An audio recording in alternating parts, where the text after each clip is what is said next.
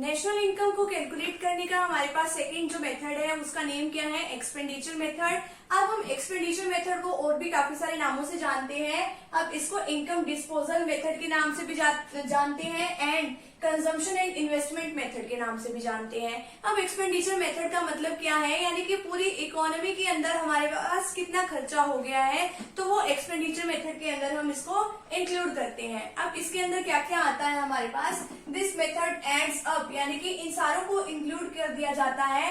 Consumer spending, यानी consumer ने कितना खर्चा किया है, अब इन्वेस्टमेंट कितनी की है, फिक्स्ड इन्वेस्टमेंट हमने कितनी करी है, गवर्नमेंट ने कितना खर्चा किया है, एंड नेट एक्सपोर्ट, और नेट एक्सपोर्ट कितना है, इन सारों को हम क्या कर देते हैं, ऐड कर देते हैं। अब हमारे पास स्टेप 1 क्या आता है इसके अंदर, identification of economic unit incurring final expenditure. अब हम ये देखते हैं कि यहाँ पे हमारा जो है फाइनल एक्सपेंडिचर जो है कितना हो रहा है, ठीक है। तो फाइनल एक्सपेंडिचर करने वाले हैं कौन कौन, यानी कि एक डोमेस्टिक टेरिटरी के अंदर जितना भी फाइनल एक्सपेंडिचर हो रहा है वो इसके अंदर देखते हैं कौन कौन वो फाइनल एक्सपेंडिचर करता है। अब वो करने वाला कौन है, या तो हाउस होल्ड सेक्टर करेगा, या प्रोड्यूसिंग सेक्टर, या गवर्नमेंट सेक्टर, या रेस्ट ऑफ द वर्ल्ड, ठीक है। अब आगे इसके अंदर आता है स्टेप 2 के अंदर classification of final expenditure. Final expenditure को हमने फाइनल एक्सपेंडिचर मेथड, अब इसमें क्या क्या आते हैं, private final consumption expenditure, government final consumption expenditure. इसके अंदर तो आता है प्राइवेट फाइनल के अंदर कि यहाँ पे हाउस होल्ड सेक्टर ने कितना कंजम्पशन के ऊपर कितना खर्चा कर दिया है, ठीक है। वो कितना, मतलब कितनी गुड्स खरीद रहा है, कितनी सेमी ड्यूरेबल गुड्स खरीद रहा है, कितनी ड्यूरेबल गुड्स खरीद रहा है, यानी कि कितना वो खर्चा कर रहा है, वो इसके अंदर इंक्लूड करते हैं। गवर्नमेंट फाइनल कंजम्पशन एक्सपेंडिचर के मतलब आता है इसमें कि यहाँ पे गवर्नमेंट कितना खर्चा कर रही है, ठीक है। वो कितना परचेज कर रही है, कितना लोगों को दे रही है, कितनी ट्रांसफर पेमेंट कर रही है, कितनी बाहर से इंपोर्ट कर रही है, तो ये सब इसके अंदर आएगा। आगे ग्रोस डोमेस्टिक कैपिटल फॉर्मेशन, ये जो है ये इसमें इन्वेस्टमेंट का पार्ट है ये, ठीक है। अब इसके अंदर देखते हैं gross domestic fixed capital formation के अंदर ये इन्वेस्टमेंट का पार्ट, इसके अंदर ये देखेंगे कि कंस्ट्रक्शन के ऊपर कितना एक्सपेंडिचर किया है, ठीक है। अगर हम कुछ भी बना रहे हैं तो उसको बनाने के लिए सीमेंट भी चाहिए, ईंटें भी चाहिए, ठीक है, और भी काफी सारा सामान चाहिए। तो उसकी जितनी क्वांटिटी है सामान की, तो जितना उसका मार्केट में प्राइस चल रहा है उसको मल्टीप्लाई कर देते हैं, तो हम निकाल लेते हैं कि कितना खर्चा आया है। इसी तरीके से मशीनरी की भी जरूरत होती है हमें प्रोडक्शन करने के लिए, तो कितना खर्चा उसके ऊपर आया है। चेंज इन स्टॉक में हम देख लेते हैं कि कितना जो स्टॉक है हमारा, कई बार क्या होता है लास्ट में माल जो है अनसोल्ड रह जाता है, बिका हुआ, मतलब माल जो है हमारा बच जाता है, हमारा सारा माल बिकता नहीं है, तो closing stock minus opening stock करके हम इसको निकाल सकते हैं।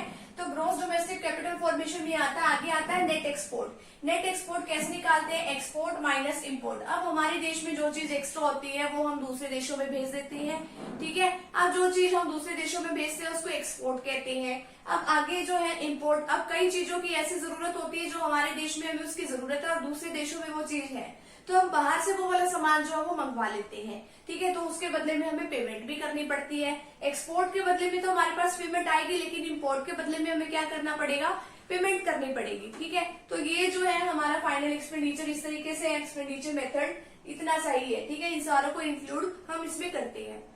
अभी पहले इतने का स्क्रीनशॉट ले लीजिए, आगे जो है इसके प्रिकॉशंस के बारे में अभी हम डिस्कस कर लेते हैं। अब इसमें हम क्या डिस्कस करेंगे, प्रिकॉशंस रिगार्डिंग एक्सपेंडिचर मेथड, यानी कि क्या क्या सावधानियां हमें बरतनी चाहिए जब हम एक्सपेंडिचर मेथड से मतलब नेशनल इनकम को कैलकुलेट करते हैं। अब यहाँ पे देखिए, अभी हमने ना सेकंड चैप्टर में भी डिस्कस किया था कि फाइनल गुड्स कौन सी होती है, इंटरमीडिएट गुड्स कौन सी होती है। तो अब यहाँ पे देखिए, only final expenditure is taken into account to avoid error of double counting. अब डबल काउंटिंग का मतलब है पहले भी हमने उस चीज को इंक्लूड कर दिया, दोबारा भी हमने उसी चीज को इंक्लूड कर दिया, ठीक है। तो अब इसमें क्या है, on intermediate goods is avoided, यानी कि इसका मतलब क्या बताया गया है कि जो इंटरमीडिएट गुड्स की वैल्यू को भी ऐड नहीं करना चाहिए, क्योंकि जो फाइनल गुड्स जो होती है ना उसमें इंटरमीडिएट गुड्स की वैल्यू ऑलरेडी ऐड होती है। अब हम फाइनल गुड्स की भी वैल्यू ऐड कर रहे हैं नेशनल इनकम निकालते हुए, और इंटरमीडिएट गुड्स की भी वैल्यू ऐड कर रहे हैं, तो ये डबल हो गया ना हमारा। अब मान लो कि एक कारपेंटर जो है वो क्या बना रहा है, एक मान लो एक सोफा सेट बना रहा है, ठीक है, वुड से। अब वो लकड़ियों से बना रहा है, अब वो उसको मान लो बनाने की जो कॉस्ट आई है वो 15,000 है, ठीक है। अब ये तो बन के वो तैयार हो गया है ना, फाइनल गुड्स ये तो बन के तैयार हो गई है। अब मान लो जो उसके लिए उसने लकड़ियां खरीदी थी, ठीक है, सोफे बनाने के लिए, तो वो मान लो उसने 7,000 रुपीज की खरीदी थी। अब ये थोड़ी है कि हाँ भाई ये तो है कि हाँ भाई इसने लकड़ियां खरीदी है, अब ये तो इसके लिए इंटरमीडिएट गुड्स का काम करेगी ना, यानी कि इंटरमीडिएट गुड्स कौन सी होती है, जो प्रोडक्शन करने में हेल्प करती है, एज अ रॉ मटेरियल जो काम करती है। अब ये थोड़ी है कि हाँ भाई ये फाइनल गुड्स में मान लो ये 15,000 के सोफे बन के तैयार हुए तो 7,000 और इसके अंदर और ऐड कर दो, नहीं ऐसा नहीं करना, क्योंकि फाइनल गुड्स अगर हम ले रहे हैं तो फाइनल गुड्स में ही ये इंटरमीडिएट गुड्स की वैल्यू पहले ही ऐड होती है।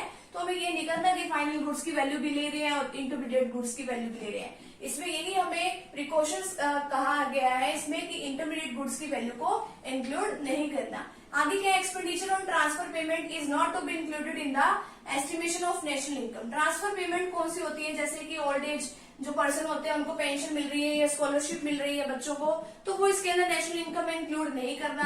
अब imputed rent of the owners occupied house, यानी कि ओनर का खुद का घर है और वो उस घर में रह रहा है, तो लेकिन उसका रेंट हमें लेना पड़ेगा, ठीक है। अब रेंट क्यों लेना पड़ेगा, अब मान लो वो कहीं और रह रहे होते, ठीक है, और उसके बदले में कोई यहाँ पे किराएदार रह रहा होता, टेनेंट यहाँ पे रह रहा होता, ठीक है, तो अब उसमें क्या होगा कि वो अगर किराएदार वहां पे रहता तो उसको क्या देना पड़ता, वहां पे रेंट देना पड़ता, ठीक है। तो इसी वजह से हम इसका भी क्या ले लेंगे, रेंट हम ले लेंगे। आगे क्या है, expenditure on shares and bonds is not to be included in total expenditure, यानी कि शेयर्स और बॉन्ड्स के ऊपर एक्सपेंडिचर हम इसके अंदर नहीं लेंगे। Expenditure on second hand goods is not to be included, second hand goods के ऊपर जो खर्चा किया है वो भी हम इस पे नहीं लेंगे। क्यों, क्योंकि जब हमने पहली बार कोई गुड्स पे खर्चा किया है, कोई गुड्स खरीदी है, तो हमने उसको नेशनल इनकम में लिया होगा, इसलिए हम इसको बार बार इंक्लूड नहीं करेंगे। तो ये इसके प्रिकॉशंस हैं, तो फटाफट से भी आप इसका स्क्रीनशॉट ले लीजिए।